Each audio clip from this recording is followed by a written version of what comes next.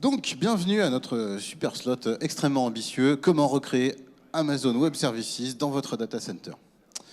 Alors, les présentations d'abord. Bonjour. Donc, moi, je suis Aurélien Maury. Je suis directeur technique chez WeScale. Donc, on s'occupe principalement d'automatisation d'infrastructures sur différents providers cloud, sur des clouds privés, d'automatisation de systèmes. Voilà. Donc, beaucoup d'automatisation et la personne que vous avez vue ce matin en keynote, mais qui malheureusement a dû nous laisser pour ce slot, c'est Pablo Lopez, donc le directeur technique de Xibert, qui malheureusement a été appelé pour une mise en prod assez urgente. Donc en fait, on va changer de sujet. Ça tombe bien, j'ai toujours un sujet de rechange, comme par hasard. Donc on va parler IP table et Docker. Donc le sujet, ça va être principalement de savoir comment exposer de façon élégante les services locaux de vos Docker hosts aux conteneurs qui tournent sur vos machines.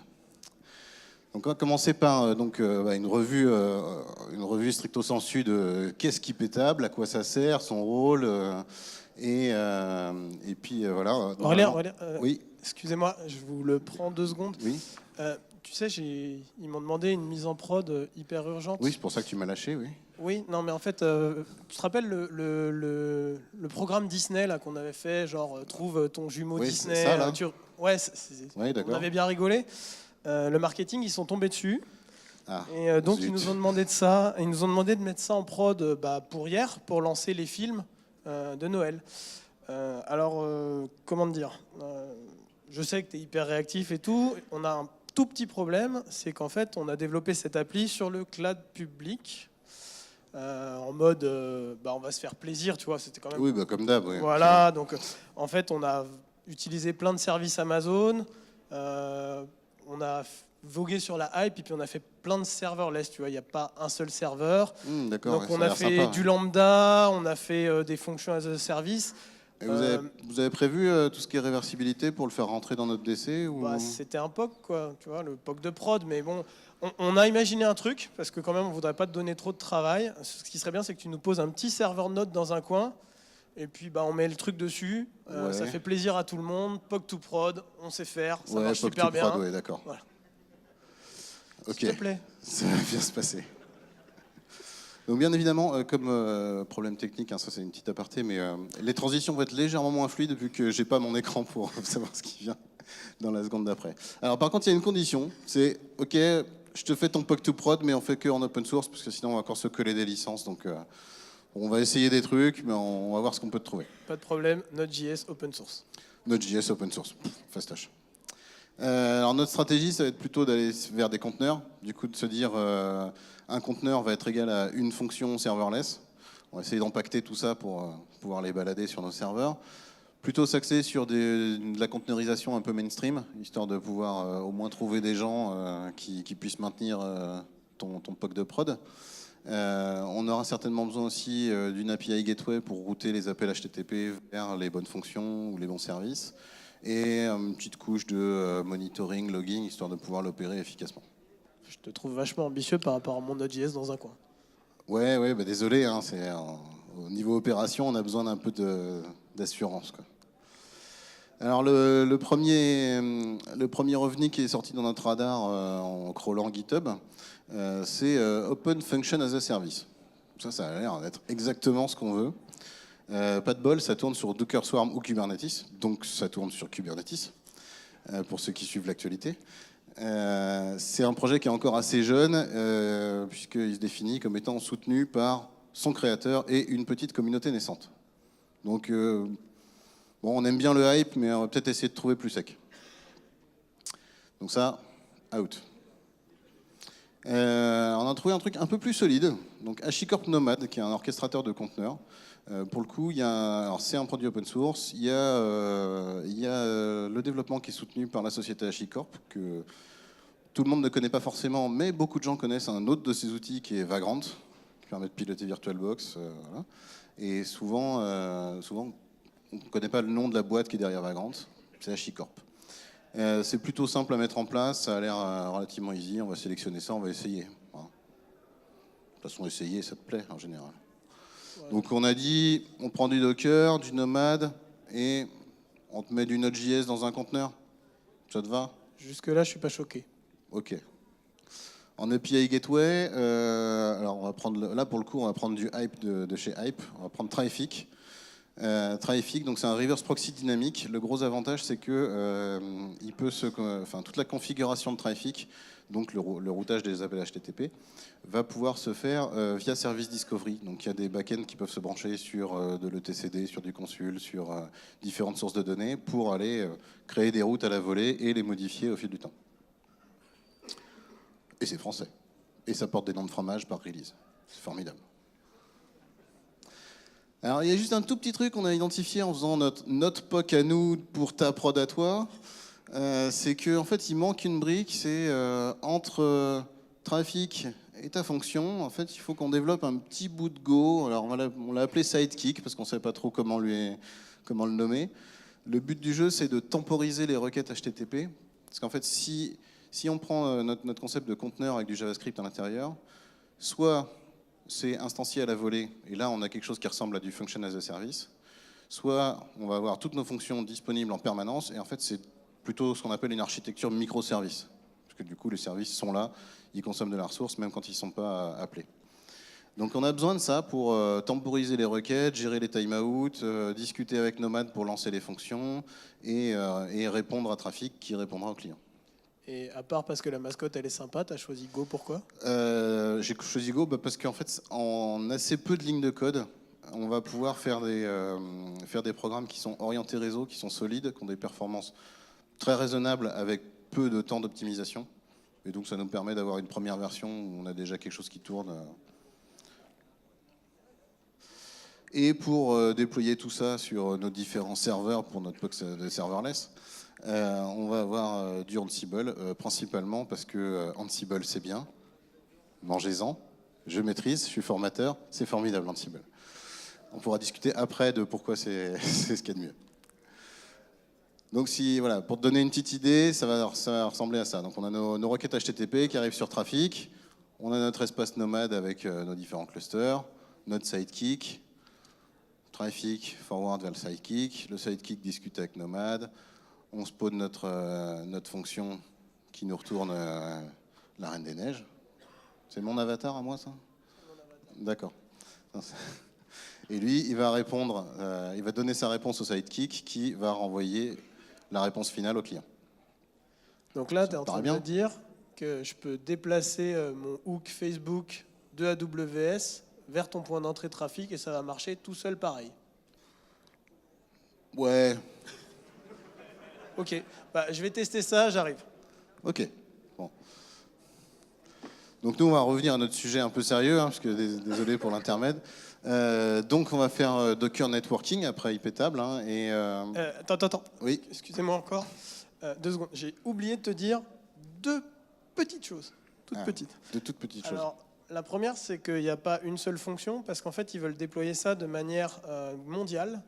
Donc on a une première fonction qui identifie ton personnage Disney, et la deuxième qui le traduit dans la bonne langue en fonction du pays dans lequel tu te trouves. Et comme ça va être mondial, il va falloir que ça tienne la charge. Alors ton petit serveur Nomad dans un coin, j'y crois pas 2 secondes. Quelqu'un a calculé le héroïte? Alors Nomad pour de vrai, du coup, si on veut autre chose qu'une POC de prod, ça nécessite un minimum de 3 masters.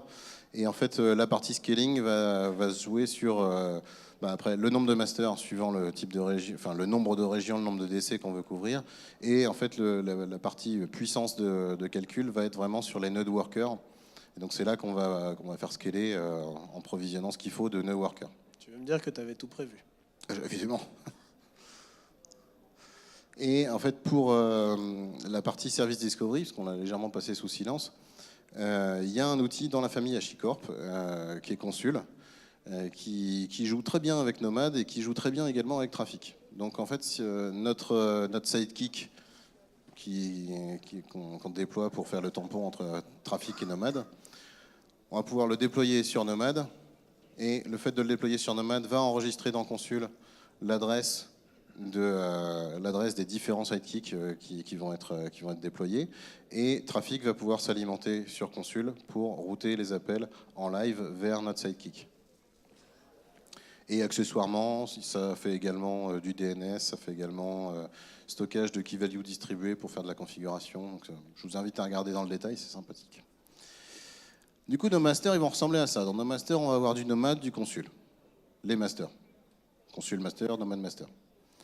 Dans les workers, on va avoir nos agents nomades et nos agents consuls et nos démons docker. Jusqu'ici, tout va bien. Les frontaux, eux, ils vont avoir trafic et des agents consuls pour que trafic puisse aller discuter avec l'agent consul local et lire les services qui sont déployés sur Nomad. Ça va ressembler grosso modo à ça. Alors là, attention, j'espère que je vais perdre personne. Il faut voir un peu consul comme le système nerveux de tout cet ensemble-là. Donc on va avoir notre IP virtuel en entrée. On va avoir 2 serveurs qui vont servir de frontaux avec du trafic déployé à la main, à l'ancienne sur nos systèmes. Et du consul pour que tout le monde se tienne au courant de ce qui est fait à travers tout cet assemblage. Donc comme on a consul, trafic va retrouver immédiatement le sidekick sur quel nœud il est déployé et router les appels vers celui-là. Si par hasard, pour un problème quelconque, soit parce qu'on scale et donc il faut répartir les appels, soit parce que notre sidekick a un bug qui tombe et qui est du coup redémarré par Nomad sur un autre nœud, les routes vont se mettre à jour automatiquement puisque trafic prend sa conf de consul et que consul prend ses infos de Nomad. De là, quand notre sidekick reçoit un appel, il va pouvoir communiquer avec l'agent Nomad local et demander à ce que notre fonction de doppelganger Disney spawn quelque part sur le cluster en donnant l'adresse du sidekick pour qu'on ait la route retour. Et ça, du coup, je pense que c'est déjà une architecture qui devrait pouvoir scaler, si on le monitor correctement, ça devrait le faire. Je pense que ton déploiement mondial, là, c'est bon, c'est géré, quoi. Ok, donc tu avais tout prévu, donc je retourne voir le market. Je leur dis que pour le lancement de la Reine des Neiges 2 en Chine, c'est nickel. Ouais, là, c'est bon. À plus. En fait, je pense que... Vas-y, reviens. Ah, ouais. Non, on a oublié 2-3 trucs. Hein. Ouais, en fait, j'ai eu le boss au téléphone, ouais. Tu sais, le boss de Xebia et de Whiskel. Il a fait le jeu, puis ça lui a sorti Madame Mime. Alors, il trouve qu'elle est bête, moche, et ça le met pas trop en valeur. Il est un peu fâché. Et puis, de manière globale, le marketing me remonte qu'il y a beaucoup trop de méchants qui sortent. Alors, ce que j'aimerais bien, c'est que tu me files... T'as oublié de me donner la clé SSH. C'est ça que tu veux, en fait. Tu veux des logs. Non, alors ça, une clé SSH. Ouais, je veux me connecter sur la machine en direct. Non. T'es développeur, tu t'accèdes pas à mes machines de prod. D'accord, super. Faut arrêter, là. Ce que je puisse te proposer pour l'instant, c'est de te donner accès au log applicatif. Voilà. Okay. Donc, Greylog, c'est ce qu'on utilise, c'est bien, je te donne des accès. Grosso modo, pour ceux qui ne connaissent pas, c'est un petit peu le même principe que la stack Elasticsearch, Logstash, Kibana, mais en mieux, en fait. Enfin, c'est mon point de vue. Puisqu'il n'y a ni Logstash ni Kibana, il y a bien Elasticsearch pour du stockage, mais le transport, il est assuré soit via Syslog, soit via RabbitMQ, soit via Kafka, soit via d'autres middleware. C'est plutôt simple à mettre en place pour démarrer, puisque ça peut être mononœud. Et en fait, ce qu'il y a derrière, voilà, on peut quand même faire du dashboarding assez sympathique, gérer nos accès utilisateurs. Et en fait, pour démarrer, ça ressemble à ça. C'est-à-dire qu'on peut mettre sur un seul serveur, on peut avoir nos devices qui émettent des logs et pousser vers un serveur unique où on a notre middleware Greylog, qui lui gère les accès utilisateurs, le dashboarding, etc. Et on a du MongoDB pour la partie stockage de la configuration du middleware, Greylog, et du Elasticsearch pour le stockage des logs. Donc ça va pour scaler, on sait faire, on a cluster Elasticsearch, Mongo, c'est old school. Ouais, et du coup, pour savoir le nombre de méchants qui sortent, je me paluche toutes les logs à la main ou t'as... Ah, tu peux pas compter ? C'est un peu galère, quoi. Bon, qu'est-ce que je peux te proposer ?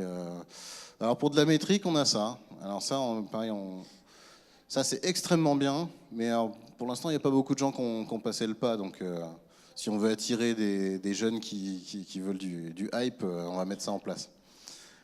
Prometheus, la grosse différence entre Prometheus et d'autres systèmes de monitoring que vous pourrez trouver dans la nature, c'est que c'est du pool. Donc c'est le serveur Prometheus qui vient consulter les différents serveurs qui émettent des métriques. Et en fait, ils ne les émettent pas vraiment, ils les mettent à disposition sur des connecteurs HTTP. C'est scalable par sharding. Donc si vous voulez attribuer un serveur Prometheus à une dizaine de serveurs, vous lui réservez ce parc-là, il va consulter que ces cibles-là, et après vous pouvez faire de l'agrégation de masters qui vont consulter d'autres masters pour à chaque fois remonter les logs vers votre data lake. Le transport est plutôt simple, ça se met en place les doigts dans le nez. Et par contre, c'est pas très sexy pour tout ce qui est graph. Du coup, je te rajoute ça. Ça, parce que ça me fait plaisir. Puis C'est pas plus cher. Grafana. Donc Grafana, ça ne fait pour le coup que du dashboarding et de l'alerting. Donc ça vient se connecter sur des sources de données comme Prometheus, comme InfluxDB, comme Elasticsearch. Et pour le coup, il y a un certain nombre de widgets qui permettent d'avoir des super dashboards. Donc là, tu pourras avoir la courbe du nombre de méchants qui apparaissent dans ton Disney Doppelganger. Je pense que ça devrait te suffire. Ouais, c'est pas mal, mais j'ai l'impression que tu as passé un truc sous silence, c'est que je vais devoir bosser. Ah oui, oui, il va falloir que tu bosses. Parce que là, tu m'as mis tous les morceaux un peu à droite, à gauche. Maintenant, si je veux des logs, va falloir que je les sorte de manière claire, de manière taguée et à un format consommable par Greylog. On est d'accord? On est d'accord. Sachant qu'on est dans des conteneurs Docker, tout ça. Moi, je suis prêt. J'ai ça va tous se mes faire tout seul. connecteurs. Si tu émets un truc au bon format, je te le collecte. Et de la même façon, toutes mes métriques métiers, je vais devoir les exposer en HTTP. Donc Une là par encore, une. dans mon conteneur Docker, une par une, pour que Prometheus vienne les chercher. C'est ça. Ça veut dire que je peux retourner bosser? Ouais, ça veut dire que tu peux retourner bosser, ouais. Bah, remarque, attends, on va peut-être... Ah ouais. tu veux peut-être un peu plus d'indépendance, non? Ouais, non, mais en fait, j'ai trouvé. Pourquoi Ouais. les méchants, on n'a pas mis la bonne version en prod. Ah. Tu peux me la déployer? Non, j'ai pas le temps. Ah, c'est embêtant. Non, parce que j'ai autre chose à faire. Tu Ah. comprends, parce que je fais pas que de la R&D en fait dans ma journée. Ah. Du coup, Alors, tu veux pas me donner un peu d'indépendance? je peux te livrer ça. C'est beau. Alors ça, c'est ta CI/CD. Donc tu vois ton Jenkins, Oui. poubelle. Donc ce que je te propose, c'est on va prendre un Je sais que tu vas GitLab. avoir des problèmes. Oui, je sais, je prends des risques. Je vis dangereusement en disant ça. On va mettre en place plutôt un GitLab, d'accord, parce que on va avoir la CI/CD à l'intérieur de GitLab. Donc là, vous avez en fait vraiment la vision de CI/CD du projet GitLab tel qu'il est posé par eux. C'est on code, on commit, et en fait, il va y avoir la possibilité de faire tourner des conteneurs pour les tests, mais également pour le déploiement. Donc ça dépend, tout dépend de ce que vous mettez dans vos conteneurs et de ce que vous mettez comme directive, mais ça reste, bizarrement, c'est très proche de ce que fait Jenkins en dernière version. Ah non, c'est vrai, c'est pas eux qui ont commencé. Donc c'est plutôt Jenkins qui fait quelque chose de proche de ça.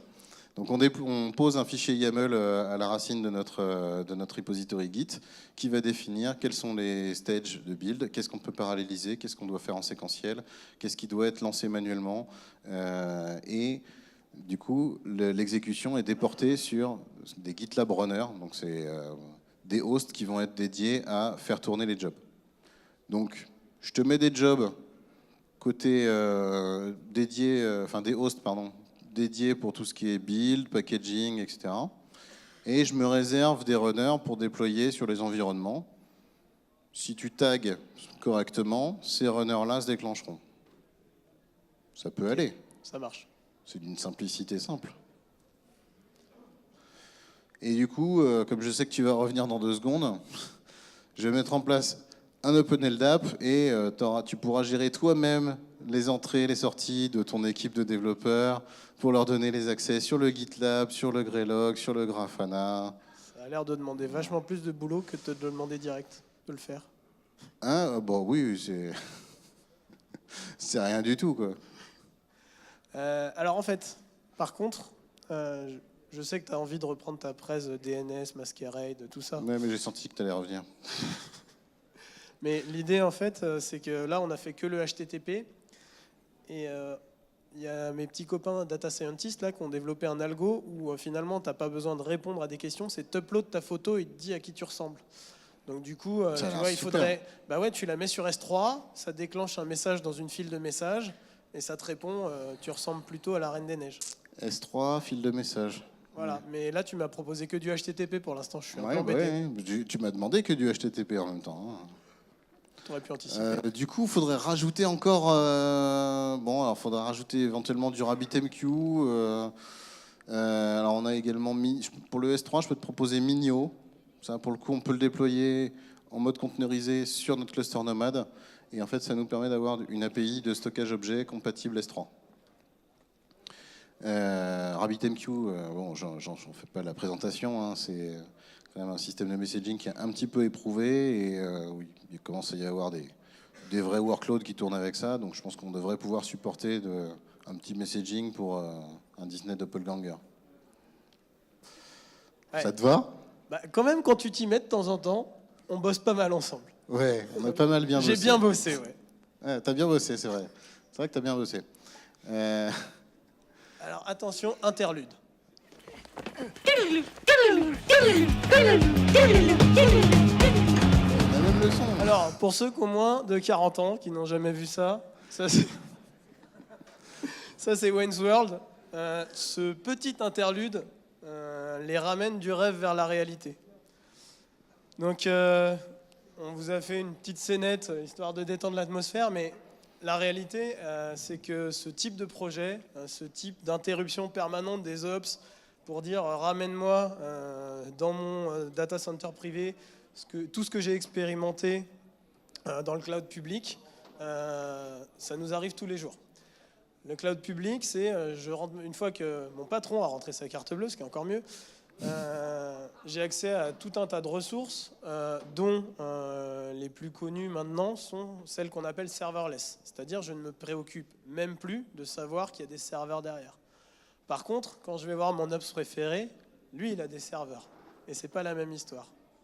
Réinternaliser un projet du cloud public vers un cloud privé, aussi bien taillé soit-il, est une vraie gageure. On l'a déjà vécu, des projets de 6 mois de développement qui se transforment en projets de 2 ans de migration. Là, le propos qu'on a illustré, bien sûr, on ne travaille pas pour Disney, on n'a jamais fait de POC Doppelganger, mais des applications comme celle-là, on en réalise souvent, assez facilement. Voilà, on commence généralement par créer une petite fonction en Node.js, on la déploie dans Lambda, on n'a même pas besoin de savoir qu'il y a un serveur derrière. Amazon va proposer directement tout ce qui est hébergement de code, tout ce qui est déploiement automatisé. S3 pour nous c'est transparent, les services de notification sont transparents et toute la partie Ops est gérée à travers CloudWatch.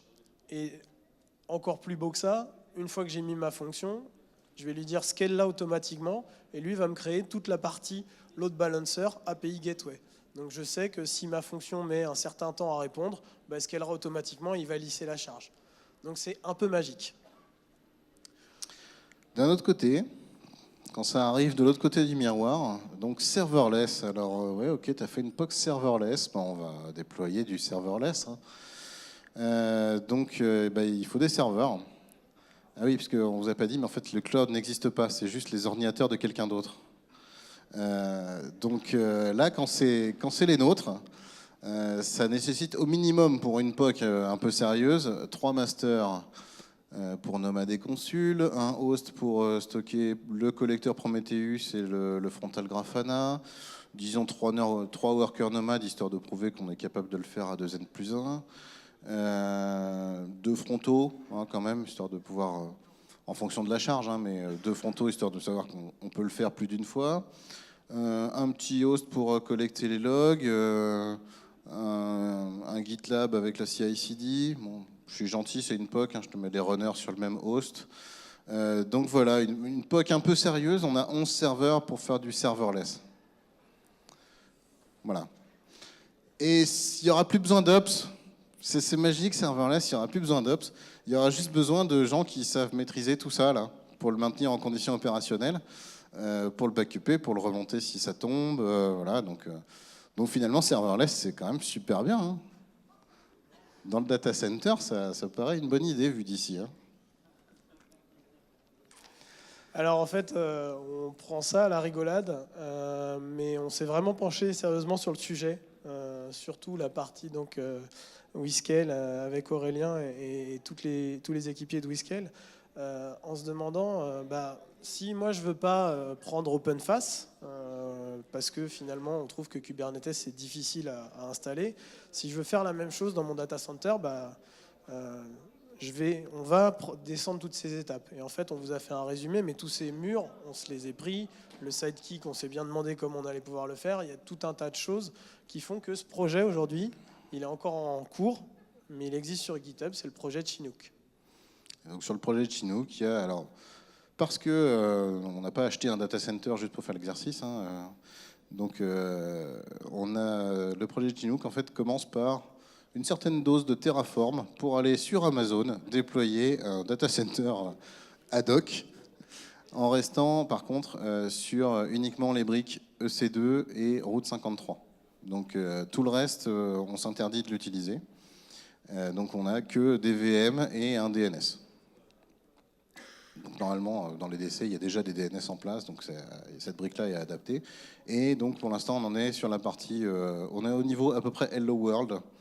On n'est pas arrivé encore au RabbitMQ et au Minio. Pour l'instant, on a le Nomad, on a le Sidekick, et on lance des Hello World avec du JS containerisé. Voilà. Donc après, c'est du work in progress. Je pense qu'on va continuer à bosser dessus. C'est un bon laboratoire. Et si vous avez des équipes qui s'intéressent au sujet, c'est pas fonctionnel, mais ça peut vous fournir une bonne dose d'inspiration. Du coup, on arrive à nos conclusions, parce que comme on est généreux, on en fait plusieurs. On l'a vu, serverless, c'est complètement différent d'opsless. Donc, on n'a jamais eu autant besoin d'ops. Si j'essaye de faire des choses très intelligentes et très 2017 dans mon propre data center, j'ai besoin d'eux plus que jamais. Et j'ai besoin d'eux sur un mode qui est complètement différent du mode qu'on a actuellement dans certains. C'est-à-dire, je ne veux pas qu'ils fassent des tickets, je ne veux pas qu'ils fassent de la mise à disposition de ressources. Je n'ai pas besoin de leur expliquer ce qu'il faut faire, mais j'ai besoin de leur libérer du temps pour qu'ils puissent créer des services à valeur ajoutée pour toutes les équipes de développement. Ça, c'est d'autant plus vrai que là, on vous a montré que la partie émergée de l'iceberg. Derrière, il y a des problématiques de sécurité, d'accès aux machines, il y a des problématiques de bastion, de SSH, de réseau privé, de load balancer, de firewall, j'en passe et des meilleurs, qui font partie de leur vie quotidienne et qui vont être obligés de continuer à adresser, plus tout le legacy. Et accessoirement, en fait, cette remarque-là, elle est vraie aussi quand on part sur des environnements de cloud public. C'est-à-dire que quand on lâche des développeurs pour faire une POC parce qu'on a un besoin métier, il ne faut pas oublier que derrière, si ça part en prod, en fait, il y a quand même du travail sur la gestion des accès à la plateforme. C'est bien beau d'avoir des métriques qui remontent dans CloudWatch sur Amazon, mais il faut quelqu'un pour les regarder, il faut déclencher des alertes, il faut quelqu'un pour recevoir les SMS. Donc voilà, même dans le cloud public, en fait, c'est pas juste opsless. Derrière le travail du serverless sur le cloud public, il y a quand même besoin d'ops pour pérenniser l'exercice. J'irais même jusqu'à dire que, en tant que développeur, moi, ma première réaction aux règles de sécurité, c'est de mettre ouvert étoile. Et, merci. Voilà. Ça me touche. Et, voilà. Et quand j'ai un ops qui débarque dans ma vie, il m'explique que non, en fait, on va mettre fermé étoile. Et qu'on va ouvrir au fur et à mesure. Voilà. Petit à petit. Ça prend du temps. Alors là, on est content. Hein. Moi, je suis la pierre de gauche. Enfin, de droite. Enfin, gauche, droite, ça je dépend. sais pas. Bon, c'est la non, pierre mais de toute façon, seule. la gauche et la droite, suivant comment on se tourne. Voilà. En tant que développeur, on m'a facilité la vie. En tant que développeur, je peux enfin, comme tous les préceptes agiles, comme tous les préceptes DevOps, me concentrer sur l'écriture de code métier à valeur ajoutée. Voilà, et moi en tant qu'Ops, en fait, donc je suis plutôt de l'autre côté là-bas, et je suis tellement heureux d'avoir un développeur qui a le poil brillant et l'œil vif et qui fait de l'agile parce qu'il est libéré de toutes ses contraintes. Mais en fait, moi, mon quotidien, il est quand même assez lourd. Voilà, donc il n'y a pas de magie, en fait. C'est tout ce qu'on va enlever comme complexité d'un côté, on va le retrouver de l'autre. Donc à un moment, si on veut essayer d'équilibrer un peu la charge, ça passe aussi par ce qu'on a fait ici en accéléré, c'est-à-dire du dialogue, expliquer les besoins, essayer de trouver des solutions qui soit comprise par tout le monde. On n'a pas besoin de cacher la complexité à des développeurs. Déjà, qu'ils puissent envisager qu'il y a des choses complexes pour leur faciliter la vie, ça permet aussi, eux, de s'adapter et d'essayer de faciliter la vie aux gens qui sont derrière. Donc voilà, ça c'est une de mes conclusions préférées pour cette conférence. Donc voilà. Même les développeurs ont besoin de héros et on est là pour vous. Ouais. D'autant que là encore, on a parlé d'un certain nombre de choses. On n'a même pas, si vous avez suivi la petite barre de progression, là, on n'est même pas à 15% d'avoir recréé Amazon. En ce moment, c'est reInvent à Las Vegas, ils balancent annonce sur annonce. On sait qu'il y a une guerre entre Google, Amazon, Azure, IBM. Et les innovations, c'est tous les jours. Donc là, en tant qu'ops ou en tant que dev, on ne fait que courir derrière. On est bien loin des armées d'ingénieurs qu'ils ont pour innover toujours. Donc il faut imaginer que recréer AWS dans son data center, c'est un métier à plein temps. Et la seule conclusion qu'on tire de ça, c'est que si on veut arriver un jour à ne serait-ce qu'effleurer le niveau que tous ces géants ont, il va falloir qu'on agilifie le data center, qu'on mette un peu de magie et d'agilité là-dedans. Et ça ne se fera pas sans une transformation profonde. Tant que nos ops seront la tête dans l'opérationnel, à gérer des tickets sans savoir vraiment pourquoi ils le font, et finalement subir le quotidien, on pourra toujours dire allez dans le cloud public, expérimentez les développeurs, soyez libres, prenez de la créativité. Par contre, le jour où ça reviendra dans le data center, on n'y arrivera pas. Donc, aussi bien les développeurs font de la veille, on est convaincu que les ops doivent faire de la veille d'époque pour offrir un niveau de service qui est supérieur. Vos ops aussi ont envie de jouer en fait. C'est-à-dire dépiler des tickets, c'était pas forcément le rêve ultime. Et ils ont peut-être des idées à pousser sur comment améliorer les services, comment les packager. Et en général, les discussions avec les développeurs et avec les besoins des développeurs, ça peut faire naître des bonnes initiatives pour faciliter la vie de tout le monde. On en a fini ? Bah ouais, si ce n'est que le mot de la fin, grosso modo, c'est si vous voulez un jour effleurer un semblant d'AWS dans votre data center, bah faites du DevOps, mais faites-en vraiment, quoi, en faisant discuter, pas en embauchant des gens avec une étiquette DevOps sur le front qui bossent tout seuls dans leur coin, en faisant déjà discuter vos devs et vos ops et en essayant de libérer du temps aux ops pour de l'innovation sur votre data center aussi. Est-ce que vous avez des questions ?